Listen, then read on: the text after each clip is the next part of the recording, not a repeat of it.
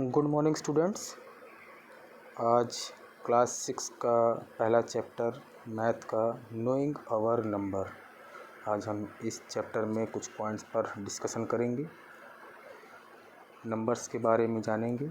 Numbers में जानने से पहले हम जो प्रीवियस क्लास में थोड़ा बहुत पढ़े हैं वो भी इस चैप्टर में इंक्लूड है। जैसे आप सबसे पहले इसमें देखेंगे लार्जेस्ट नंबर और स्मॉलेस्ट नंबर, जैसा कि आपको स्क्रीन पे दिखाई दे रहा है। लार्जेस्ट नंबर और स्मॉलेस्ट नंबर, जैसे कि हमारे नंबर्स में 0 से लेकर 9 तक 1 डिजिट के नंबर होते हैं। 1 डिजिट के नंबर में सबसे लार्जेस्ट नंबर हमारा होता है 9 और स्मॉलेस्ट नंबर होता है 0। उसी प्रकार 2 डिजिट में आ जाएं तो 2 डिजिट का लार्जेस्ट नंबर 99 हो जाएगा और स्मॉलेस्ट नंबर 10 हो जाएगा। आगे बढ़ेंगे इसी तरह तो 3 डिजिट का हमारा लार्जेस्ट नंबर 999 और स्मॉलेस्ट नंबर 100 हो जाएगा। इसी तरह हम आगे बढ़ते जाएंगे तो ऐसे ही आगे हमें रिजल्ट्स मिलते रहेंगे। 4 डिजिट में जाएंगे तो 9999 और स्मॉलेस्ट नंबर 1000 हो जाएगा। आगे बढ़ते जाएंगे, ऐसे ही हमें रिज़ल्ट मिलते जाएंगे। सेकंड टॉपिक हमारा है प्लेस वैल्यू। प्लेस वैल्यू क्या होता है, उसके लिए मुझे आपको एक एग्जांपल बताना पड़ेगा। मान लीजिए हम 3 डिजिट का एक नंबर लेते हैं 456, जो कि 3 डिजिट का है और इन सभी का जो प्लेस है वो डिफरेंट प्लेस है।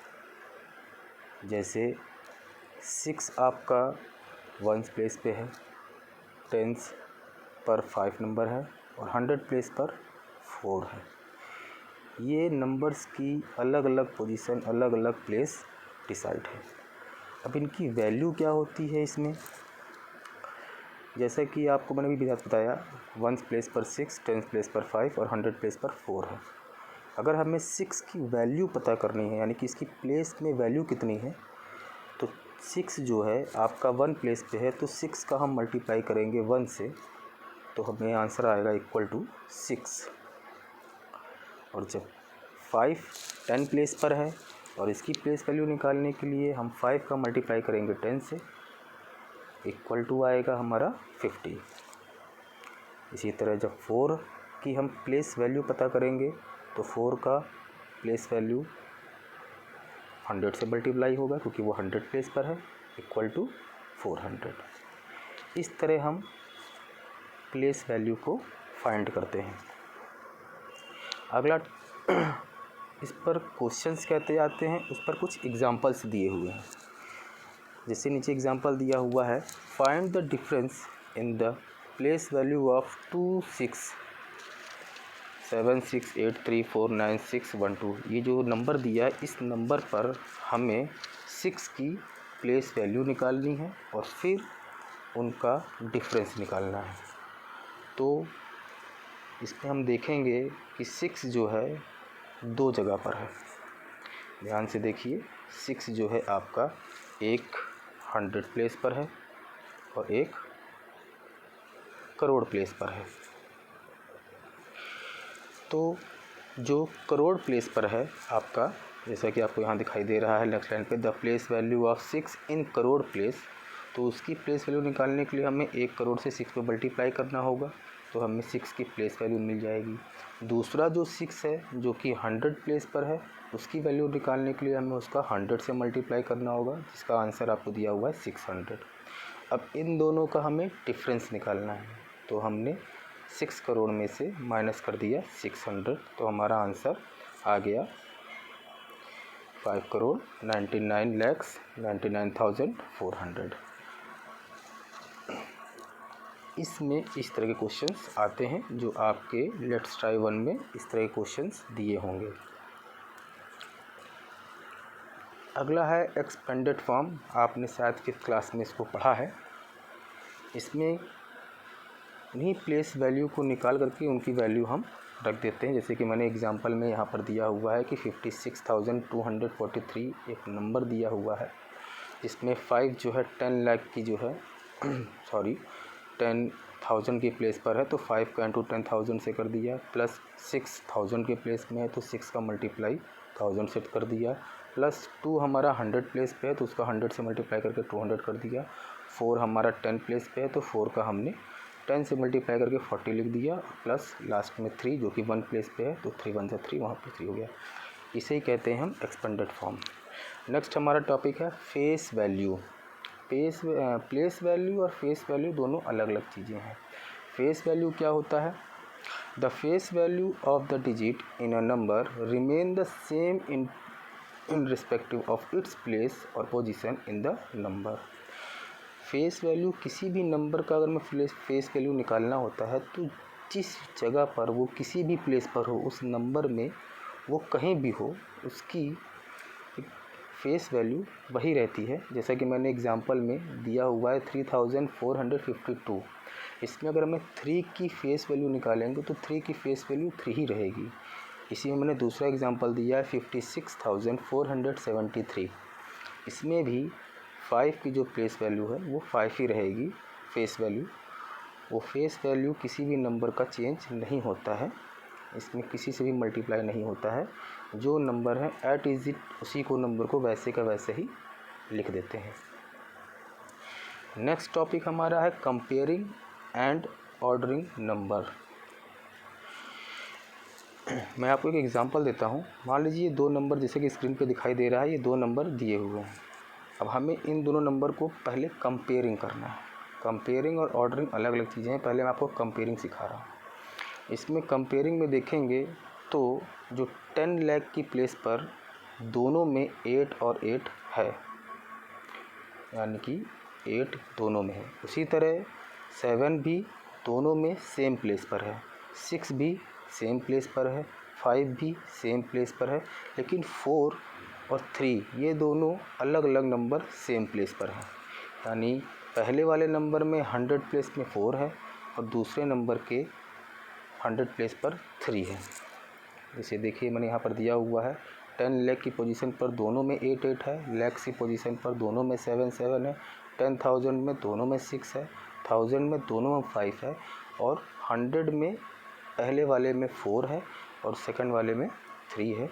इसमें ग्रेटर हमारा नंबर 4 है, तो हमें मालूम चल गया इससे कि इन दोनों नंबर में कौन सा ग्रेटर है। तो देखें इसमें हमारा पहला नंबर दूसरे नंबर से ग्रेटर है। ये होता है कंपेयर करना। तो हम जब भी कंपेयर करेंगे तो ग्रेटेस्ट पोजीशन से कंपेयर करना शुरू करेंगे, यानी जो सबसे बड़ी पोजीशन, जो बड़े प्लेस पर जो नंबर है दोनों का कंपेयर करते रहेंगे। जिस जगह पर जो बड़ा होगा और दूसरा अगर छोटा निकल जाएगा तो वो बड़ा वाला ही आपका ग्रेटेस्ट नंबर कहलाएगा। अब आते हैं ऑर्डरिंग नंबर में। ऑर्डरिंग नंबर निकालने के लिए मान लीजिए मैं आपको कुछ नंबर यहाँ पर लिखा हूँ। पहला नंबर है 12, दूसरा नंबर है 321, सेकंड नंबर है 7685, नेक्स्ट नंबर है 7687 एंड नेक्स्ट नंबर है 7566 एंड लास्ट नंबर है 85,888। तो इसको हमें अगर ऑर्डरिंग में लिखना है, ऑर्डरिंग 2 तरह का होता है, एक असेंडिंग और एक डिसेंडिंग। अब हमें जिस भी ऑर्डर में लिखना हो तो पहले हम इन सभी नंबर में डिजिट को काउंट करेंगे। जैसा पहला नंबर हमारा 12 है जो कि 2 डिजिट का है, दूसरा हमारा 321 है जो कि 3 डिजिट का है और 4 डिजिट में हमारे पास 3 नंबर हैं 7685, 7687 और 7566 और लास्ट 5 डिजिट का हमारे पास एक ही नंबर है, वो है 85,888। अब अगर ये सारे नंबर्स जो डिजिट वाइज लिखे हुए हैं 2 डिजिट, 3 डिजिट, 4 डिजिट, 5 डिजिट, अगर ये सारे सिंगल यानी एक नंबर होते हैं तो हम डिजिट के अकॉर्डिंग असेंडिंग या डिसेंडिंग ऑर्डर में लिख देते हैं। लेकिन यहाँ पर देखिए 4 डिजिट के 3 नंबर हैं। अब इसमें हमें पहले पता करना पड़ेगा कि कौन सबसे छोटा है और कौन सबसे बड़ा है।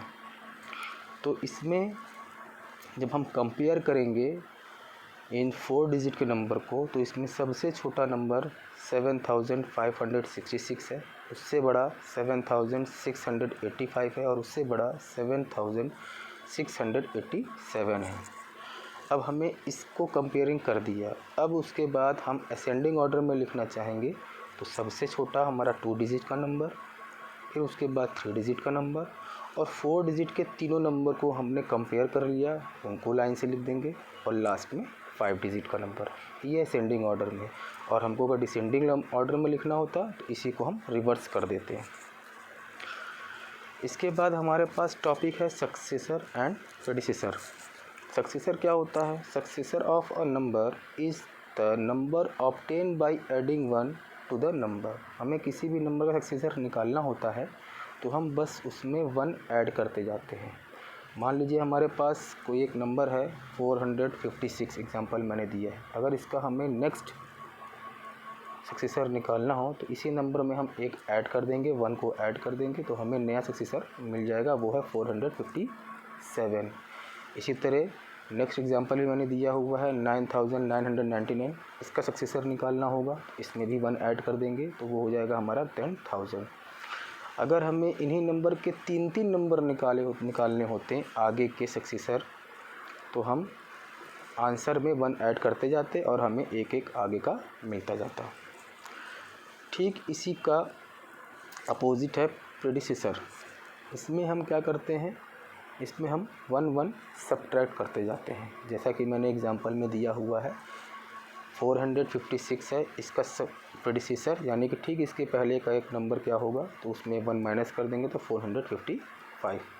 और 9998 का प्रेडिसेसर निकालना हो तो इसमें भी एक 1 सब्ट्रैक्ट कर देंगे, हमें अगला प्रेडिसेसर मिल जाएगा। हमें आगे के भी निकालने हो तो हम यही प्रोसेस कंटिन्यू करते जाएंगे।